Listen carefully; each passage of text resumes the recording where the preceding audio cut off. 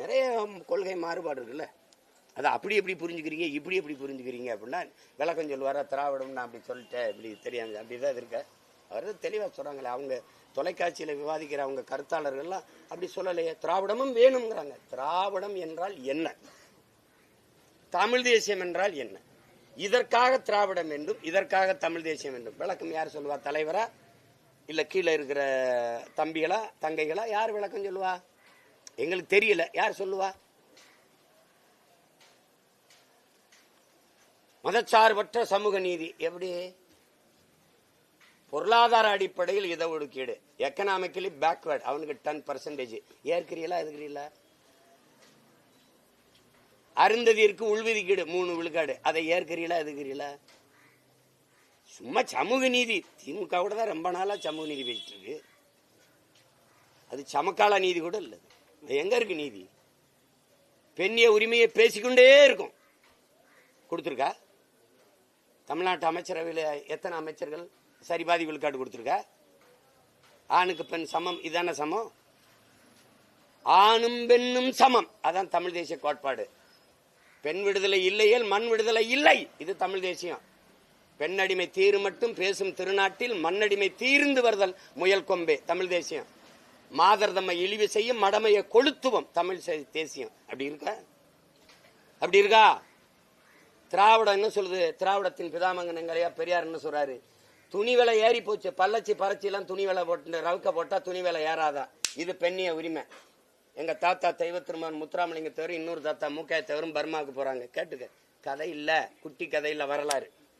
2 பேரும் பர்மாவுக்கு போகும்போது, பர்மாவுக்கு போகும்போது பெண்கள் எல்லாம் படுத்து இப்படி படுத்து தலைமுடி அப்படி விரிச்சு பாய் போல இதுல நடந்து போக சொல்லி எங்க தாத்தாவை சொல்லும் போது நின்னுட்டாரு. பெண்களை தெய்வமாக மதிக்கிற நாட்டிலிருந்து இனத்திலிருந்து வந்திருக்கேன், அவங்களை எந்திரிக்க சொல்லுங்க. எந்திரிக்க சொல்லி 2 பக்கமும் எந்திரிச்சு வர கும்பிட்டு நடந்து போனார். இல்லைன்னா அப்படியே திரும்பி போயிருவேன். யாரு பெண்ணிய உரிமை இப்போ? என்னது தம்பி? குடிச்சா பல பேர் தாலி அறுத்து போடுவான் தம்பி. கொலகாரப்பைய ஒருத்தனை தான் கொள்வான், ஒருத்த தாலியத்தையும் அறுப்பான். அவ குடிச்சா பல பேர் குடும்பத்தை கெடுத்து போடுவான் அப்படின்னு மதுக்கடையை மூட சொல்றது தமிழ் தேசியம். படிக்கிற பள்ளிக்கூடம் இடிஞ்சு விழுகுது, குடிக்கிறதுக்கு 1100 300 தீபாவளிக்கு அதுக்கும் மதுக்கடைகளை திறக்கிறது. தெருவுக்கு 2 குடிப்பகத்தை திறக்கணும்னு சொல்றது தமிழ் தேசியம். தெருவுக்கு 2 குடிப்பகத்தை திறந்து கொண்டிருப்பது திராவிடம். 2 ஒண்ணுனா எப்படி? எப்படி தம்பி? எப்படி தம்பி வில்லனும் கதாநாயகனும் ஒன்னாக முடியும்? அது வேற, இது வேற.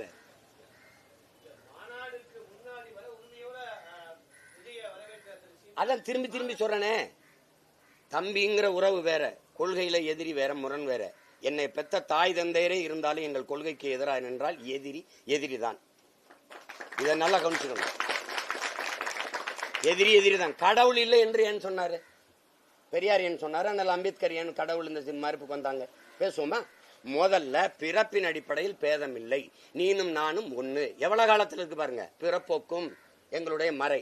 அதுக்கு பிறகு யாரு மேல கீறினாலும் ரத்தம் ஒண்ணுதான், ஆக மொத்தம் நீ நானும் 10 மதம் தான். எங்க தாத்தா பட்டுக்கோட்டை பல ஞானிகள் சித்தர்கள் யோகிகள் எல்லாம் பாடிட்டான் சாதியை ஏற்றதாழ்வு இல்லைன்ட்டு. கேளுங்க தம்பி, கேட்டீங்கள் இல்லைன்ட்டு. ஆனால் சாதி இருக்கு, பிறப்பின் அடிப்படை உயர்ந்தவன் தாழ்ந்தவன் இருக்குன்னு வரும்போது அது இல்லை. நீனும் நானும் மனிதன் ஒரே ஒண்ணுன்னு பேசும்போது இல்ல.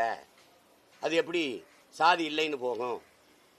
அது சாஸ்திரத்துல இருக்கு. வர்ணாசிரம தர்மம்ங்கிறது கோட்பாடு என்பதே சாஸ்திரத்துல இருக்கும்போது சாஸ்திரம் பொய். அடுத்த வார்த்தை வருது, உன்னை என்னையும் பிரிக்கிறது சாஸ்திரம் தான்னா அது இல்லை, வேண்டாம், பொய் என்று வருது. அப்ப என்ன ஆயிருது? சாஸ்திரம் எப்படி பொய்யாகும்? அது கடவுள் சொன்னதுன்னு. அப்ப மெயின் வில்லா வந்தானாடா, உன்னை என்னையும் பிளந்து பிரிக்கிற, தாழ்த்தி வீழ்த்துகிற, இந்த தீண்டாமை இழிவு சாதிய கொடுமையில் சிக்க வைப்பது இந்த கடவுள் தானா? கடவுள் இல்லை, இதுதான் கோட்பாடு. அப்ப கொள்கை எங்க வருது?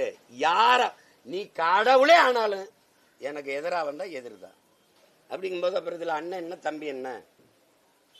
கோட்பாடு இங்க வரும் தம்பி.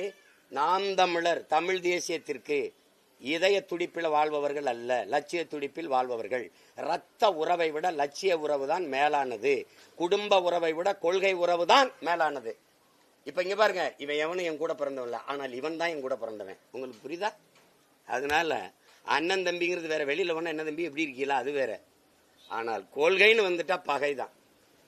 அரசியல் கட்சி தொடங்கி அதிகாரப்பூர்வமா அரசியல் களத்துல இறங்குவதற்கு முன்பதாக என்னோட தம்பி அரசியல் களத்துக்கு வரப்போறான், என்னோட தம்பியும் வரப்போறான் அப்படின்னு நாம் தமிழர் கட்சியின் தலைமை ஒருங்கிணைப்பாளர் சீமான் அவர்கள் ரொம்பவே சந்தோஷமா சொல்லிட்டு இருந்தாரு. ஆனா விஜய் வந்து அரசியல் களத்துல வந்ததுக்கு அப்புறம் விஜய பயங்கரமா விமர்சனம் பண்ண ஆரம்பிச்சிட்டாரு. இதற்கான காரணமானது என்ன அப்படின்னு சீமான் அவர்கள் கிட்ட கேட்டபோது, திராவிடம் வேறு தமிழ் தேசியம் வேறு அப்படின்ற ஒரு கொள்கையில தான் நாங்க பல ஆண்டுகளாக போராடி வந்துட்டு இருக்கோம். கிட்டத்தட்ட மக்கள் கிட்ட நாங்க தமிழ் தேசியத்தை எடுத்து புரிய வச்சு ஒரு வழிக்கு கொண்டு வந்துட்டு இருக்கோம். ஆனா இப்போ திரைக்கவர்ச்சி அப்படின்ற ஒரு விஷயத்தை வச்சு மறுபடியும் திராவிடமும் தமிழ் தேசியமும் ஒண்ணு அப்படின்றத அவர் வந்து கொண்டு வந்துட்டு இருக்காரு. அது எப்படி திராவிடமும் தமிழ் தேசியமும் ஒன்னாக முடியும்? எனவே தான் நாங்க விஜயை வந்து எதிர்க்கிறோம் அப்படின்னு சீமான் அவர்கள் வந்து தன்னோட கருத்தை வந்து தெரிவிச்சிருந்தாரு. குறிப்பா வெளியில பார்த்தோம்னா தம்பி வாப்பா போப்பா அப்படின்னு சொல்லிக்கலாம். ஆனா அரசியல் களத்துல கொள்கை வேறுபாடு அப்படின்னு இருக்கும்போது தாயா இருந்தாலும் தகப்பனா இருந்தாலும் எதிரி தான், கடவுளாவே இருந்தா கூட எதிரி தான். அந்த வகையில தம்பின்றது எம்மாத்திரம் அப்படின்னு சீமான் அவர்கள் வந்து தன்னோட கருத்தை வந்து தெரிவிச்சிருக்காரு.